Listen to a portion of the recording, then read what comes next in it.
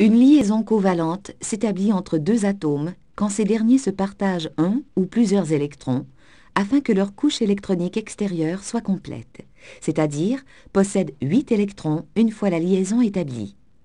Par exemple, deux atomes de chlore, possédant chacun 7 électrons sur leur couche extérieure, établissent une liaison covalente en partageant chacun un de ces électrons afin que leur couche extérieure possède maintenant 8 électrons après établissement de la liaison.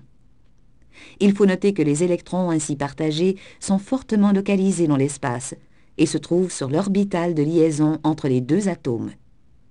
La liaison covalente est donc une liaison directionnelle, ce qui aura des conséquences sur le comportement mécanique d'un matériau covalent, comme nous le verrons au chapitre 4. Un autre exemple typique de liaison covalente est celle qui s'établit chez les éléments de la colonne 4 du tableau périodique, tels que le carbone, le silicium ou le germanium. L'atome de ces éléments possède 4 électrons sur sa couche extérieure. Il va donc se lier à 4 atomes semblables, chacun partageant un électron avec son voisin. Il y a donc formation de 4 orbitales de liaison covalente.